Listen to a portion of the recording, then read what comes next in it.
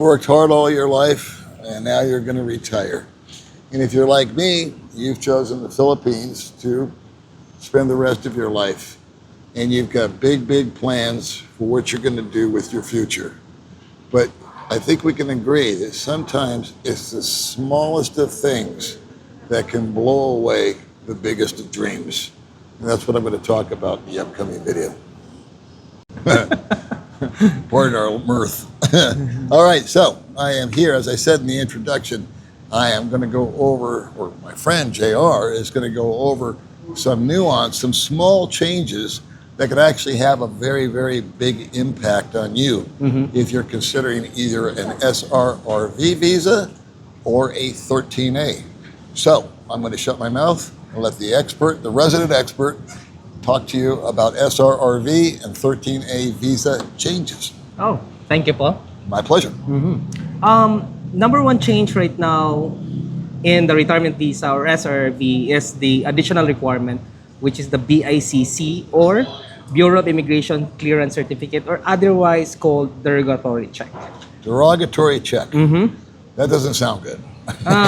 Maybe, but here's the catch. Okay. If you're applying on the SRV starting September 1, you know that there are actually changes. They actually open to an early age, like 40, you can apply for the retirement visa.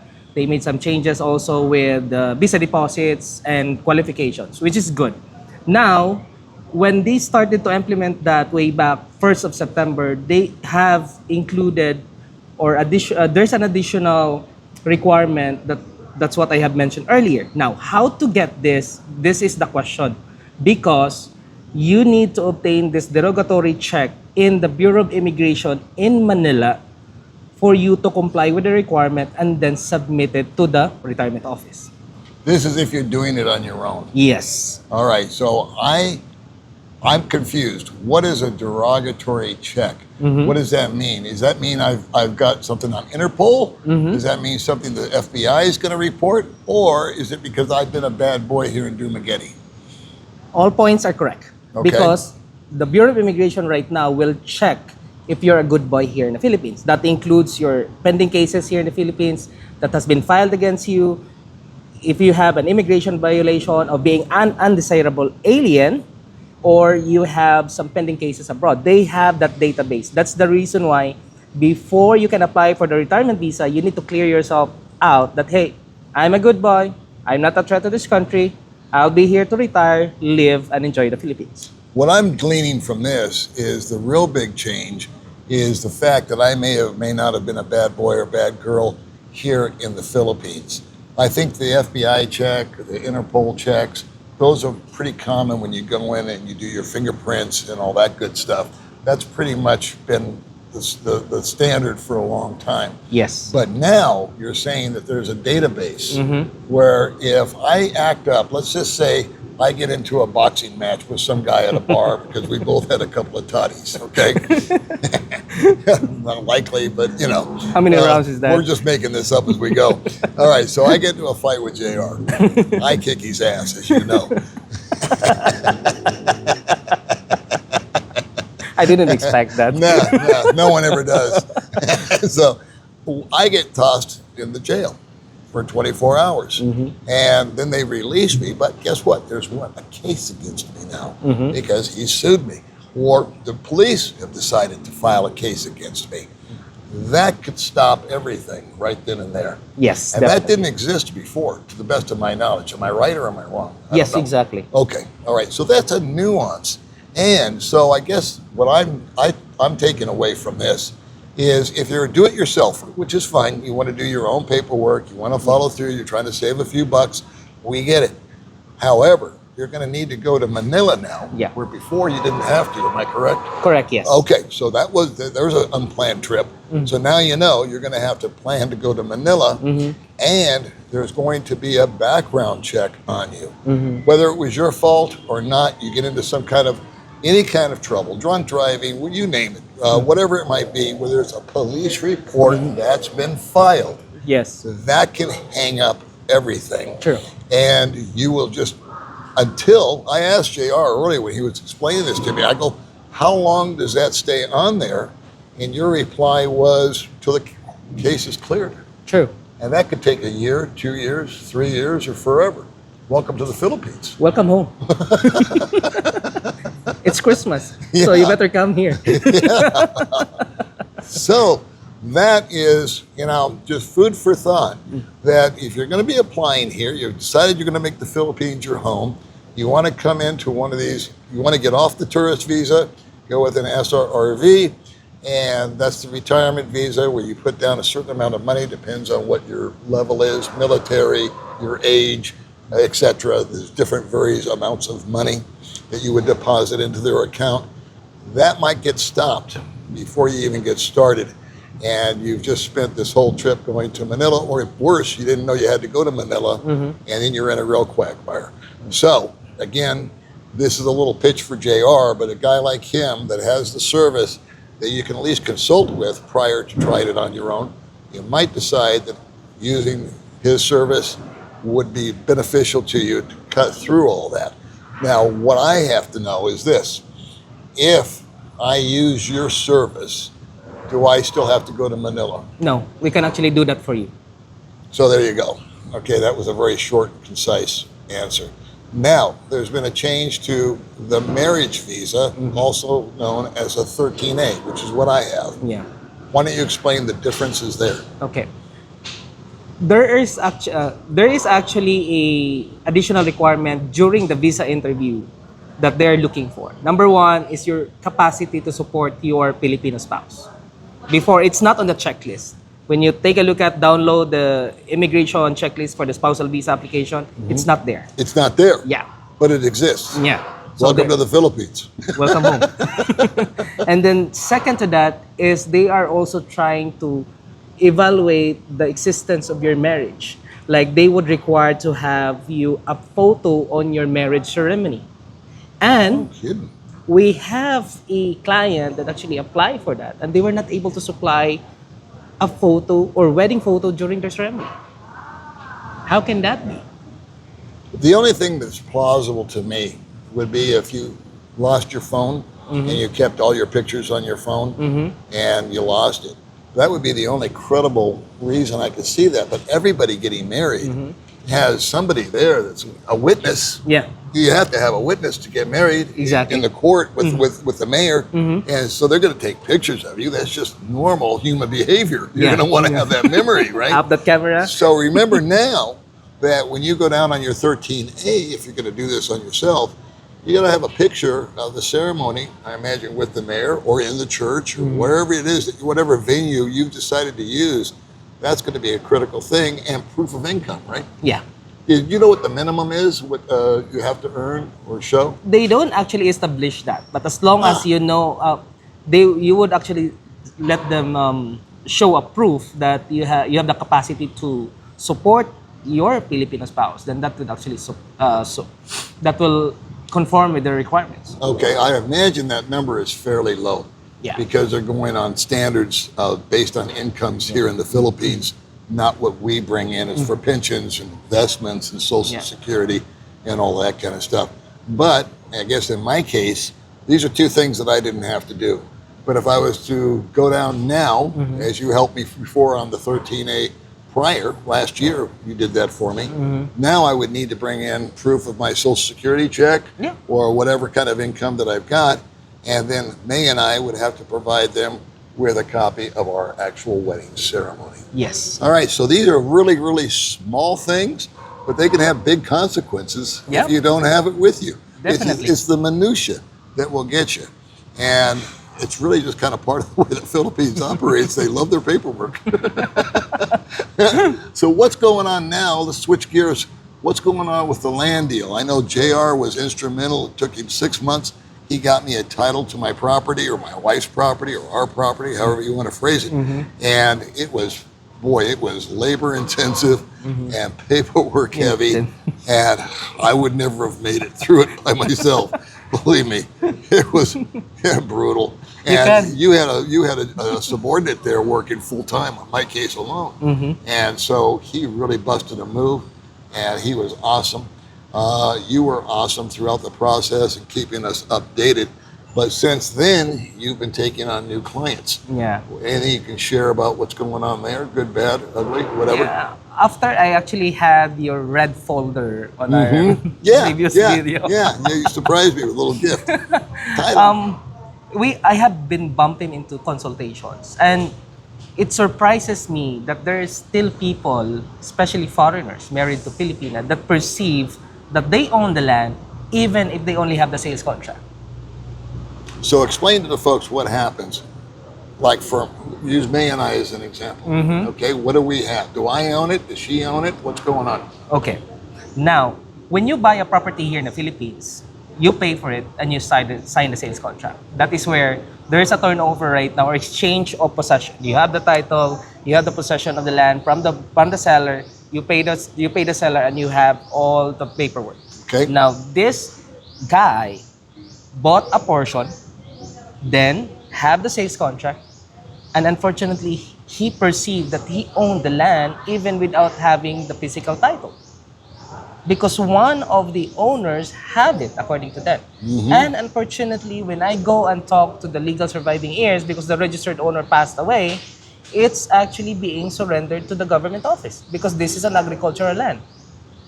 Why would they surrender it? Because they have submitted it for a reason. Okay. But it will be given back to them. Oh, okay. My thought is, when you buy a property, make sure that you have the title with you along with your sales contract. It happens several times. And please don't assume, because that will actually safeguard your interest over the property. What if you're talking to one of the siblings and that particular siblings wouldn't even cooperate to give you the title because you're subdividing it? That could be a big problem for you. Yep. And you know, we talked about this 100 times between ourselves, but May and I never felt comfortable with building until we actually held that title in our hand. Yeah. Because I know the danger, just from other horror stories that I've heard of guys that have bought land, how the land wasn't even the land they were supposed to buy. I mean, it goes on and on and on. And I won't overkill here with examples, but believe me, there are a lot of guys that have spent a lot of money for something that they never had a tangible interest in to begin with. Sure. And the females, she's innocent. She doesn't know. She thinks we're doing the right thing. But there's such a quagmire with the bureaucracies and the different levels and the paperwork and all that kind of stuff. It really takes somebody with a prying eye that knows what they're doing, that's organized with a checklist of what to look for and what not. Now, when you go back to that example of that gentleman that couple that bought that land, that person holding the title, they have every right in the world to sell that land to somebody else. That is possible. Is that correct? Isn't Yeah. that correct? That's possible. So this guy buys it, builds on it, improves it, lives there, thinks everything's cool, and turns out it's not cool at all. Yeah. Because this is probably on the outer limits here. But that person holding the title, it's like holding the title to a car. You know, you own it. This is proof. I own this car. Yeah. I got the keys, and here you go. Give me X amount of dollars, and it's yours. Now, you find somebody else is driving the car, or in this case, somebody else is living in the house. Well, you got to get out of my house. Yeah. That's my land. That's my stuff. Here it is. It's legal. It's registered. Sure. Or a person, from what I understand, I do build a house. They don't want to interfere with me, so they just set up camp outside the house. Is that not true? Can they not just come through my gate and set up? Yeah, they can. Because it's their land. Yeah. So they're not squatting on it. They're not really trespassing. I'm trespassing, if anything. There you go. All right. So where am I protected with May and I? Okay, we have the title. And we have the sales contract. Now everybody says, well, Paul, foreigners can't own land. I understand that. But am I not protected in some way, shape, or form on the verbiage? You are protected in a way because you have complete documents there. Okay. What is the current situation of this client that I've been engaging recently is they don't have all the documents. Like when I checked it, I got this stack of thick paper because we need to go through extrajudicial settlement because the registered owner is already dead. So one of the siblings, hey, I'm gonna sell my share. This is my share, but you need to have this paperwork intact. One of the things that comes up all the time in conversations and in comments is that May can kick me out at any time because she owns the land, and if her and I have a squabble, she can tell me to hit it. I have a feeling that I'm protected in the verbiage of that contract. Am I not? Yes, you are. Yeah. Okay. So that's kind of the short answer. Yeah. Okay. She cannot just throw me out at will. All right. All right. So there you go. So you are a foreigner. You do buy land. You do build a house. You know, if you got the proper verbiage in the contract, which JR made sure that we had, I can live there until the end of my life and never have to worry about it. Okay. As long as those other foreigners will be as good as you. Well, yeah. Why did I say Yeah. that? I hear that from you. You're doing that for me. Yes. I truly appreciate that. Yeah. You're a husband. I'm a husband. Right. When you take a look at you take a look at the welfare of your family, especially your other spouse, Right. the family, you're good to go. You know, I'll be totally candid with you. If May was the type of person, now I've known her for 6 years, we've been together, married 2 years, but if she was to turn on me, she was to say, I don't love you, I don't want you here, you know what? I'd just pick up and leave. Keep the house, I don't care, because JR and I have talked about financial management and money management, and one thing that I like to say is, I don't buy anything if I can't afford 2 of them. So, I don't buy anything that I can't afford to walk away from. Nice. And I just think that's solid, sound, financial advice for myself. Not necessarily for you, but you and I have talked about that a lot. And you've shared that with your wife. Nice. And so, anyway, any other updates? What's going on with the land processes? You went out, you showed me a video of a guy that was living down a dirt road and all that kind of stuff. Is there any kind of drama that you're encountering with these guys? They bought the land in the middle of nowhere where there's no road access. That's number Number 2. 1. Number 2. Number 2. Yeah. Okay. Go ahead. Make sure that when you buy the land, you take a look at it. Don't buy it sight unseen. Road access is very important because once you're in the middle of nowhere, from the main road, you're gonna talk to each owner of the parcel of land if they gonna grant you or if they're gonna sell you a portion of the land for you to have a road access. Isn't that interesting? Totally different from back home, isn't it? Where we've got a subdivision with a street and everybody's got the rights and privileges too. But like JR says, you buy in the middle of a pasture somewhere, might be lovely. Might have a great view of the ocean, might be on top of a mountain. Exactly. But you've got to come down this dirt road, call it 2 miles. 5 owners of that property, of the conjoining properties may own that road. Yes. And they all have to grant you ingress and egress, entry and exit from that property. And if one guy says, no, you don't get to pass by because I don't want you to, just because of that, or they want to get, compensated or whatever. You have to get that all cleared up.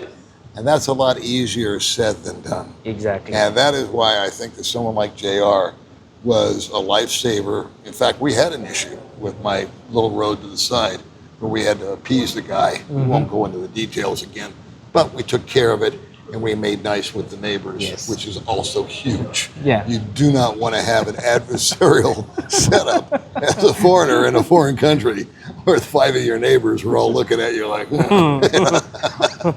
I think we can mess you up. yeah, you can assume what might happen. So, JR, thanks again so much for coming by. You're always a wealth of information. And I can't emphasize enough, especially when we're talking about the visas and the real estate and everything else, the devil is always in the details. It's the little things that will come up and bite you right where, when you least expect it. And you can take a big investment and make a beautiful setup for yourself, for your wife, for your significant other, and one little tiny nuance can just make the whole thing collapse like a house of cards. Yeah. That's what we should call this video, the house of cards. All right, kids. Thanks for tuning in. JR, thank you for coming on and helping inform those that wish to be informed. We'll see you crazy people in the next video.